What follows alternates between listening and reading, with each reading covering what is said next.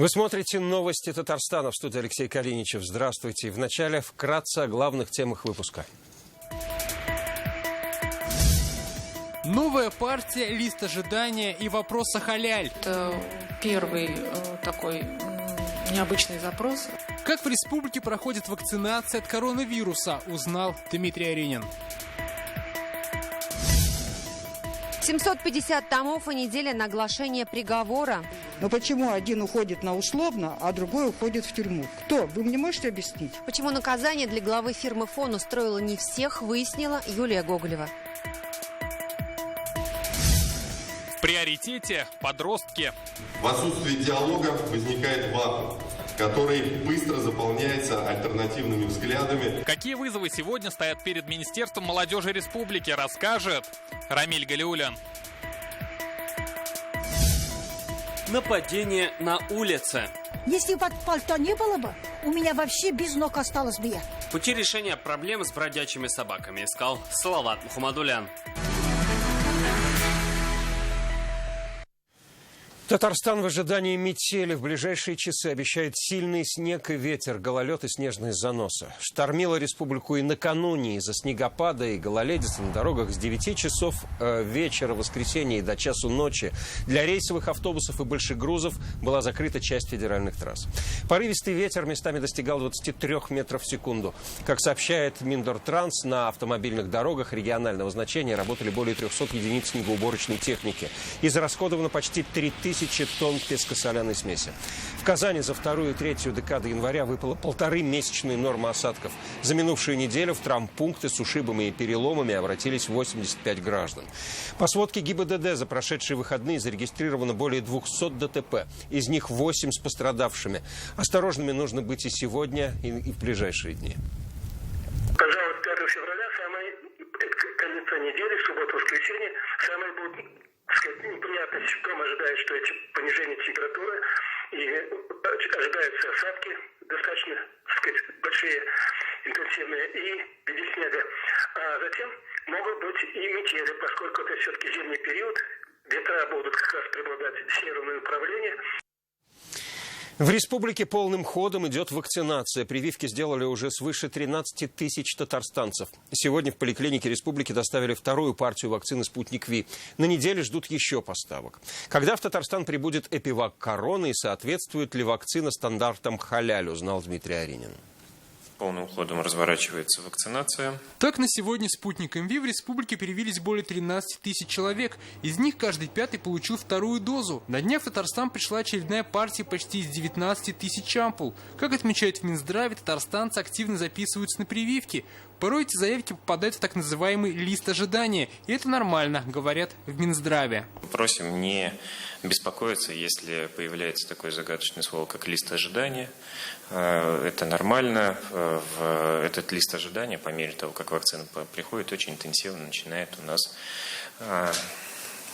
скажем так, таять на глазах. В конце этой и начале следующей недели в Татарстан должны привезти еще 15 тысяч доз спутника. Первую же поставку «Эпивак Корона» ожидают в марте. Наращиваются темпы выпуска «Эпивак Короны» и составляются сетевые графики по распределению данной вакцины по субъектам Российской Федерации. И пока по предварительным данным, все-таки вакцину мы ожидаем в начале марта. Соответствует ли вакцина от коронавируса стандартам халяль?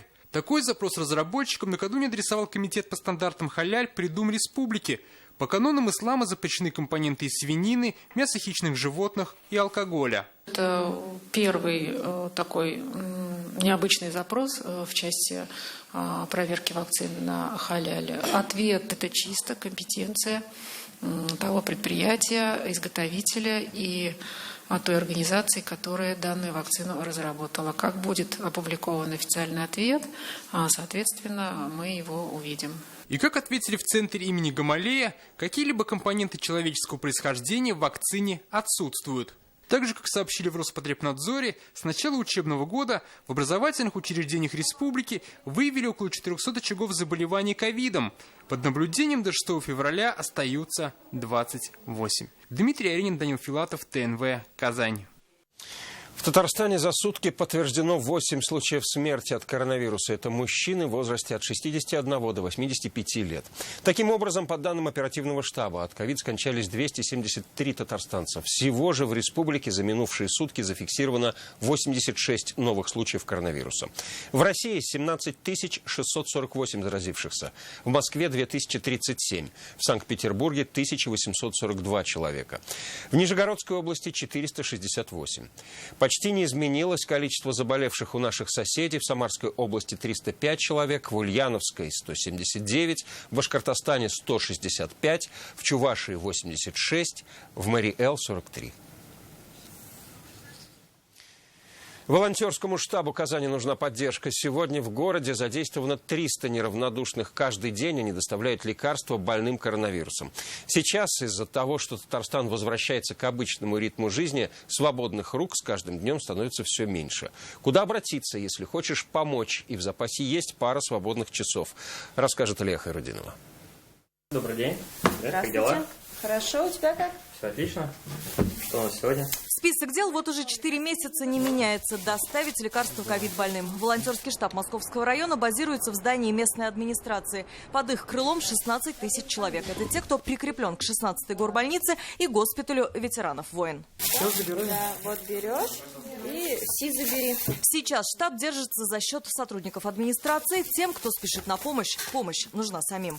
У нас также был штаб, мы помогали пожилым по доставке продуктов весной, и мы справлялись. Сейчас мы столкнулись с тем, что у нас нет уже волонтеров, поэтому мы справляемся своими силами, но ждем неравнодушных ребят, которые бы нам помогли. Тимур Зайнуллин с 9 утра и до 6 вечера начальник отдела по внешнему благоустройству Кировско-Московского района. После – волонтер.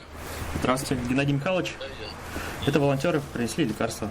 Таких заявок только в Московском районе в день не меньше 20. Процесс доставки лекарств происходит так. Сначала пациент вызывает к себе врача, он в случае необходимости выписывает лекарства. Далее заявка поступает в аптеку, где формируют пакет медикаментов, который после передают в волонтерский штаб.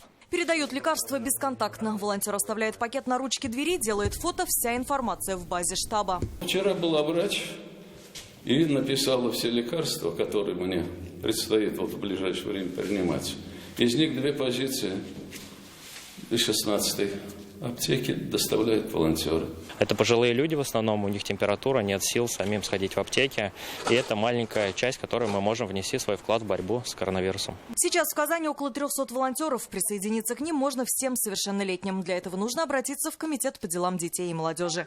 Илья Хайрудинова, Вадим Илларионов, ТНВ, Казань. Новые схемы мошенничества с якобы ковидными паспортами. Почему документ липовый и как не лишиться денег, читайте в интернет-газете «Реальное время». 4 года и 10 месяцев в колонии общего режима. В Казани сегодня огласили приговор по громкому уголовному делу обманутых дольщиков. Новосавиновский суд отправил в колонию бывшего руководителя группы компаний «Фон» Анатолия Леваду. Его экс-супруга Диана Ахмедзянова получила 3 года условно. И это решение сегодня устроило не всех. Кто не согласен с вердиктом, узнала Юлия Гоголева. Причинение имущественного ущерба. Приговор по этому громкому делу начали оглашать еще в прошлый понедельник. Оно и понятно, в бумажном виде 850 страниц. Перед началом заседания главный фигурант дела, экс-глава группы компаний «Фон» Анатолий Левада был полон оптимизма, как и его адвокат. Но в итоге приговор даже строже, чем просило обвинение. 4 года и 10 месяцев в колонии общего режима вместо 4,5 лет. Ахмедзянова и Левадин признаны виновными в совершении преступлений, предусмотренных пунктами А, Б, части 2 статьи 165 Уголовного кодекса Российской Федерации. Левадин назначен наказание в виде лишения свободы сроком на 4 года 10 месяцев в исправительной колонии общего режима. Экс-супруги Анатолия Левады Диане Ахмедзяновой, которая в компании была его заместителем, суд назначил 3 года условно, и это вызвало недоумение среди дольщиков компании. Почему судья говорит, что все делалось одновременно, оба были руководители, оба работали вместе? Но почему один уходит на условно, а другой уходит в тюрьму? Нам нужны квартиры, а посадки нам не нужны. Они изначально не были и нужны. Мы не в том ракурсе играть в эти игры. Факт хищения 2,5 миллиардов рублей у казанских дольщиков суд в итоге посчитал недоказанным. Не указано дальнейшее движение денежных средств после поступления их в кассы и на счета фирм из числа группы компаний «Фонд». В обвинении не отражено, например, были ли эти деньги перечислены на счета иных компаний в распоряжении подсудимых, были ли они обналичены. В результате статью обвинения переквалифицировали на более легкую. Было мошенничество в особо крупном размере, стало причинение имущественного ущерба путем обмана. Как выяснилось, все проблемные дома в жилищных комплексах «Симфония», МЧС и Царицынский бугор начинали возводить без официального разрешения на строительство. Мера пресечения будет действовать до вступления приговора в законную силу. Это я вам в качестве консультации. Судебное заседание там является закрытым. Сразу после оглашения приговора Анатолия Леваду взяли под стражу, но на свободу он выйдет совсем скоро. За время следствия он 13 месяцев провел в изоляторе, еще 3 года под домашним арестом. Это и повлияло на непосредственный срок заключения. Получается, что в колонии общего режима Анатолий Левада проведет чуть менее полугода и выйдет как раз к тому времени, когда уже за государственный счет обещают достроить 3 его дома долгостроя на улице Губкина. Юлия Гоголева, Алмаз Зиадинов, ТНВ, Казань. Несанкционированные акции показали дефицит площадок для диалога по общественно-политическим темам. А в них нуждается молодежь. Об этом сегодня заявил глава профильного министерства на итоговой коллегии.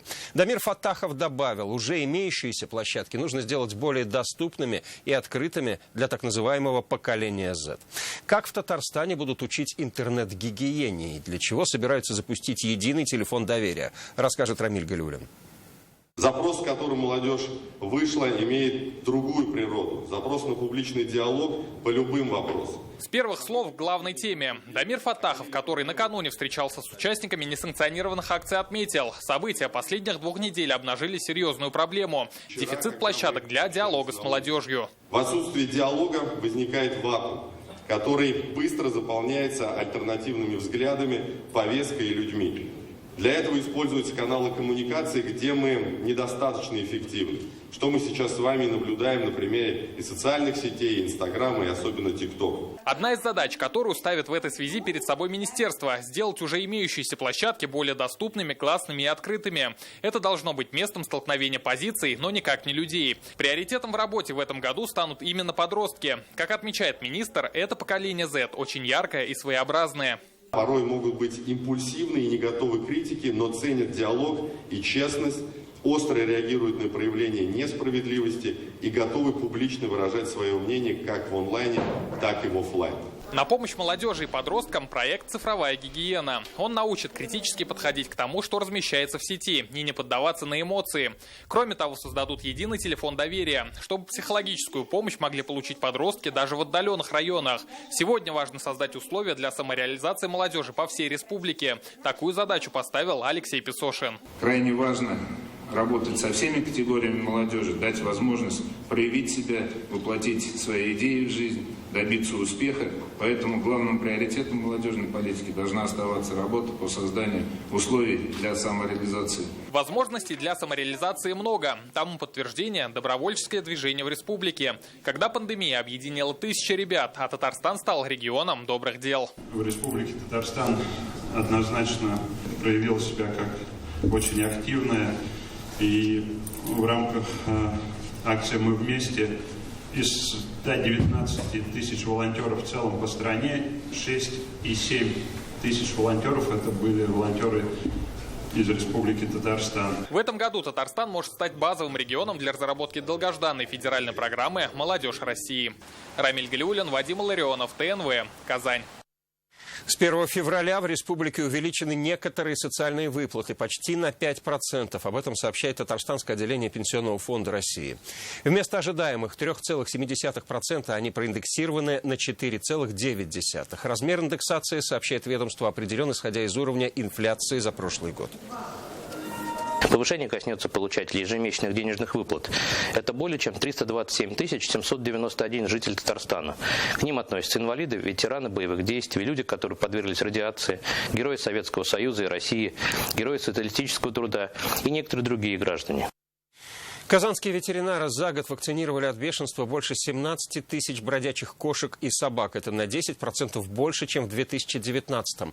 Однако, несмотря на это, в городе выявили 4 случая бешенства. Для жителей больших городов опасность всегда рядом.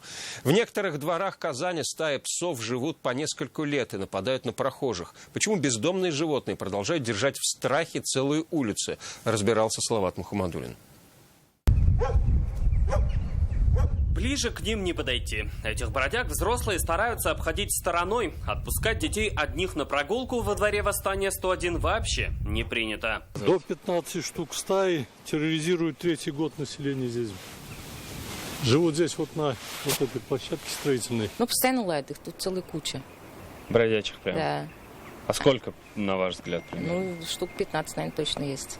А Розалия Мустафина называет себя жертвой бродячих псов. По пути домой на нее набросились 2 собаки. Спасла только зимняя одежда. Все, содрали бы этот, ноги без ног осталось бы я. Вас вообще укусило, получается? Вообще пальто, оно вообще разорвали, вообще.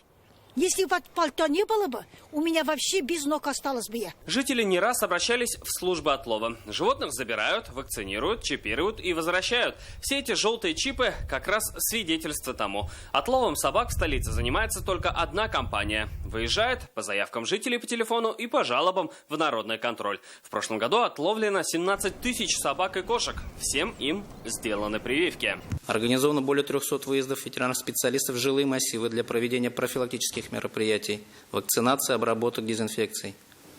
В зонах обитания диких плотоядных животных осуществлена раскладка 16 тысяч доз вакцин. И хотя провакцинировано на 1500 животных больше, чем в 2019 году, проблема это полностью не решает. Привитые животные, конечно, не передадут человеку бешенство, но вот покусать могут. Вот один из ярких примеров. Мужчина бросается навстречу бродячим псам, чтобы спасти ребенка на площадке. Много, 5-6 собак диких, которые вот подкармливают, кто-то приучает. Поэтому и с детьми жалко. В это же время прокуратура говорит о многочисленных нарушениях в приюте той самой единственной компании «Зооцентр», которая занимается отловом в Казани. Приют не соответствует нормам. Журналистам туда вход вообще под запретом по непонятным причинам. Ведомство внесло в адрес директора представления о незамедлительном устранении всех нарушений и привлечении виновных к дисциплинарной ответственности. Еще летом Госсовет поддержал идею создания приютов для животных на условиях государственно-частного партнерства. Депутаты тогда отметили, что в республике нет ни одного приюта для животных, который соответствовал бы требованиям федерального законодательства. Но пока дальше инициативы дело не пошло. Салават Мухаммадуллин, Адель Миндубаев, ТНВ. Казань. Почти 300 человек спасли, 550 помогли. Итоги работы в 2020 году подвели сегодня казанские спасатели. На протяжении всего прошлого года в столице фиксировали в среднем по 2 пожара в день. Но общее количество возгораний снизилось. 2021 же начался с антирекордов. На пожарах погибли уже более 20 человек. В МЧС обеспокоены состоянием подъездных путей к домам. Так, в субботу утром в поселке Займище на вызове застряли 2 пожарные машины. А в городе зачастую невозможно подъехать к очагу возгорания. Одним из препятствий для быстрой ликвидации пожара является невозможность проезда пожарной техники к месту пожара. Для безусловного исполнения постановления города Казани об обеспечении беспрепятственного проезда пожарной техники к месту пожара необходимо решать вопрос парковки машин в дворах многоквартирных домов. Соответственно, становится актуальным вопрос наличия свободных зон на придомовой территории. Сегодня рыбная ловля в природном заказнике устья реки Мёша под запретом. Вступили в силу ограничения, которые продлятся до 15 апреля. Нарушителей сегодня искали инспекторы Госкомитета по биологическим ресурсам. Кого нашли и как наказали, увидел Рамиль Шайдуллин.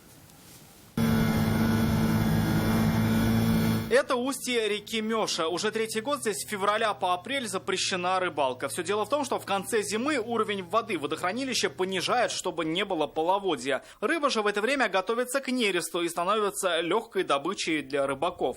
Рыба концентрируется, так сказать, в ямах, и где ее начинают добывать, легкая добыча начинается, и варварским способом начинает добыча данной рыбы. Сегодня долго нарушителей искать не пришлось. Правда, от комментариев они отказались. Среди их улова обнаружили и краснокнижную стерлядь. Заметили, значит, группу лиц, 2 человек, которые осуществляли лов рыбы.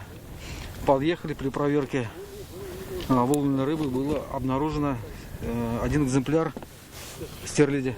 А значит, одним предупреждением дело не обойдется. Нарушителей ждет штраф от 2 до 4 тысяч рублей. За промышленные же способы добычи рыбы может грозить и уголовное наказание.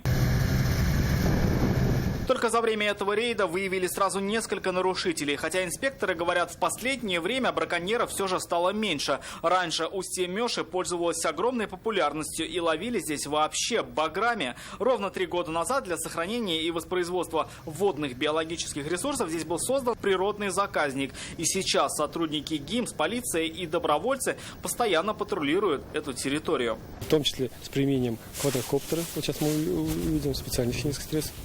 Да, следы на воде.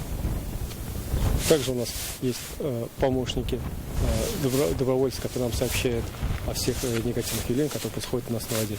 Сообщить о нарушениях может каждый. Для этого нужно оставить жалобу в народном контроле. Рамиль Шайдуллин, Елдус Халиуллина, Ренат Сафин, ТНВ, Лаишевский район.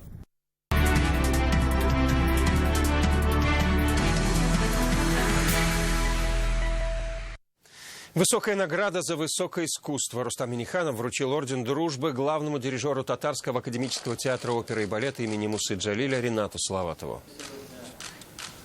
Есть у нас приятные сообщения, которые мы хотели бы сейчас официально провести. Пожалуйста. Орденом дружбы награжден главный дирижер Татарского академического государственного театра оперы и балета имени Мусы Джалиля Салаватов Ринат Салаватович. Орден дружбы, государственная награда России, присуждается за большой вклад в развитие отечественной культуры и искусства, многолетнюю плодотворную деятельность.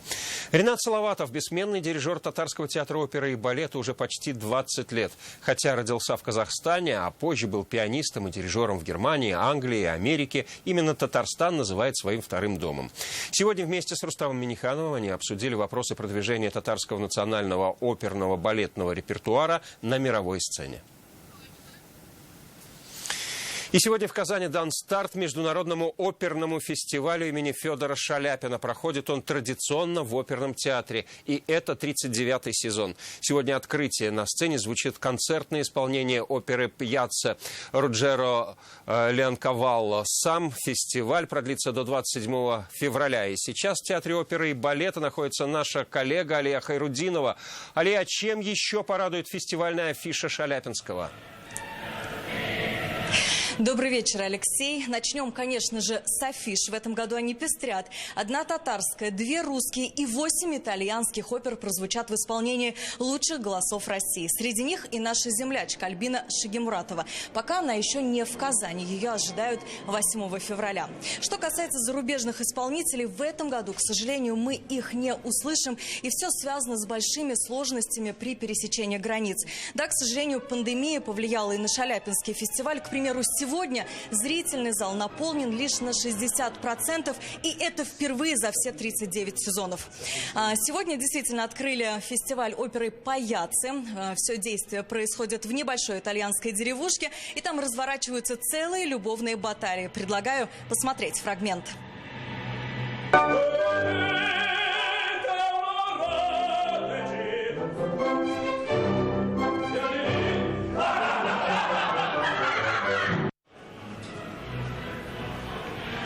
Традиционно в день рождения Федора Шаляпина на сцене прозвучит опера «Борис Годунов». Обязательно прозвучит опера «Сюембике» Резиде Ахьяровой. И, что самое интересное, зрители в этом году смогут увидеть оперу не только на сцене, но также увидеть и репетиции к ним. И вот под такие репетиционные показы определены 3 оперы. Это «Пиковая дама», «Борис Годунов» и «Сюембике». Запись уже идет на сайте Театра оперы и балета. Сами же артисты очень соскучились по зрителю. Я предлагаю их послушать. Когда вот этот в тебе живет вот эта вот музыка, когда в тебе как-то побеждает, тебе даже об этом забываешь, что там коронавирус, не коронавирус, хочется петь, творить, сделать вот для людей. У вас героиня схожа с вами? Да, в моем характере есть такая же вот очень жгучая и очень жаждущая любви, и страсти, и красоты в жизни.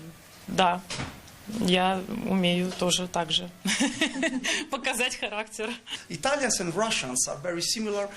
и россияне очень похожи. Они эмоциональны и не стесняются выражать чувства. Но в отличие от Италии, в России сейчас театры работают. Вы удивитесь, но в Италии они закрыты. Там вы не сможете играть музыку, ставить спектакли, приглашать артистов. Первый день Шаляпинского фестиваля подходит к концу. Мы пока остаемся здесь. Алексей, слово вам. Спасибо, Алия. К другим новостям. Научились вышивать тюбетейки, насладились русским фольклором и отправились в путешествие в горы Арарат. Большим праздничным концертом в Нурлате открыли год родных языков и народного единства.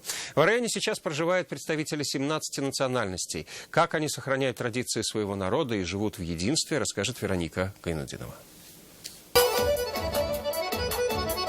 На одной сцене все богатство национального достояния народов, проживающих в районе. Татары, чуваши, русские, мордва, армяне, гагаузы, греки. Сегодня они смогли еще ближе познакомиться с традициями друг друга. На столе национальные блюда, а в печи на подходе золотистые оладушки. Здесь делятся лучшим рецептом их приготовления. Тут же научат плести кисточку из гусиного пера. Вместе с бабушками и женщинами в белоснежных платках можно научиться чистить гусиное перо и набить подушки пухом. Сейчас молодые не умеют это делать, а мы хотим научить. В деревнях многие выращивают гусей, и мы хотели бы, чтобы перья не сжигали, а использовали по назначению. А юная звездочка Ульяна Корнилова может любого научить азам чувашского языка. Знает и русский, и татарский, теперь самостоятельно изучает язык своих предков. Мои бабушки и прадедушки и прабабушки, и мама, и папа, они умеют разговаривать на чувашском языке. Они знают его.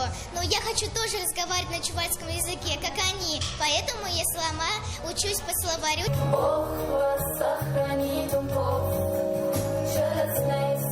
Местный ансамбль «Армения моя» перенес зрителей в величественные горы Армении. Диаспора планирует открыть в районе воскресную школу и давать детям уроки на родном языке. Благодарность этой земле, Татарстану, Нурлату за все хорошее, что происходит с нами за все эти годы. Мы стараемся еще и развивать нашу культуру именно в Нурлате. Для нас важно, чтобы мы передали богатую культуру, традиции наших народов будущим поколениям. С детских лет они в атмосфере взаимопонимания, взаимоподдержки должны расти.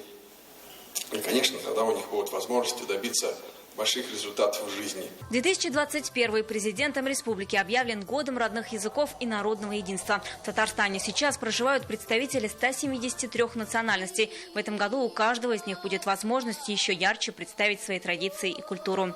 Вероника Гайнудинова, Гульнас Хасаншин, Алмаз Ахмедзянов, ТНВ, Нурлат. Пока на этом все. Больше новостей на наших ресурсах в интернете. Всего вам доброго и до встречи.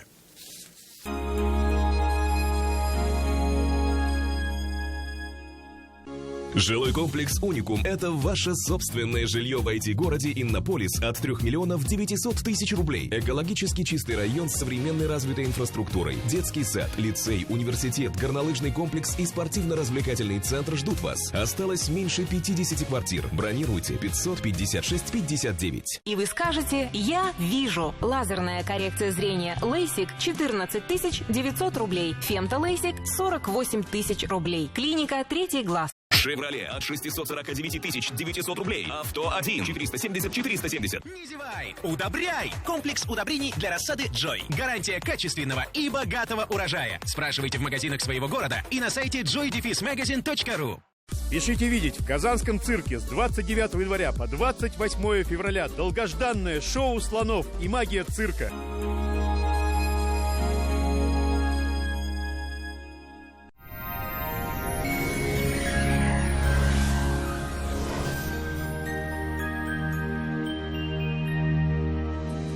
Здравствуйте! О погоде на 2 февраля чуть позже.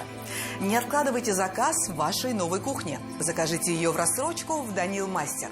Только до конца февраля доставка, подъем и установка бесплатно. 3D-проект кухни, день обращения. Звоните 2 167 166.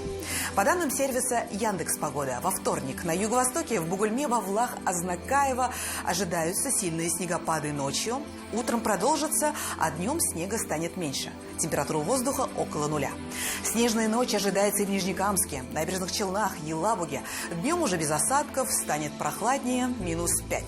На севере Татарстана, в Агрызе, в Менделеевске, Актаныше ночью снег, днем преимущественно без осадков и около 2 градусов ниже нуля. К вечеру станет холоднее.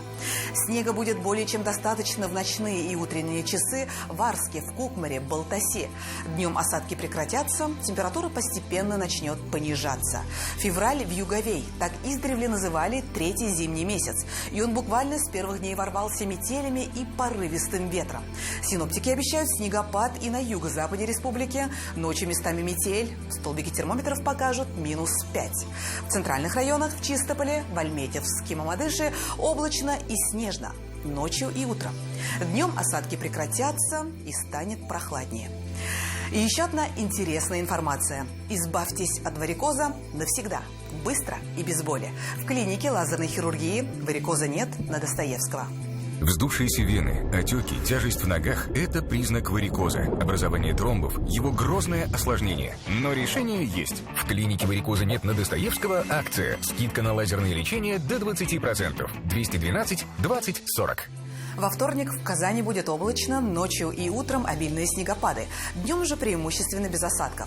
Температура воздуха около 4 градусов ниже нуля, к вечеру станет прохладнее. Ветер северо-западный, умеренный. Атмосферное давление в пределах нормы, влажность воздуха 88%. Магнитное поле Земли слабо возмущенное, берегите свое здоровье. На дорогах по-прежнему гололедица и снежные заносы, будьте внимательны. О погоде все. В студии была Лейла Латыпова. Всего доброго и оставайтесь на нашем канале.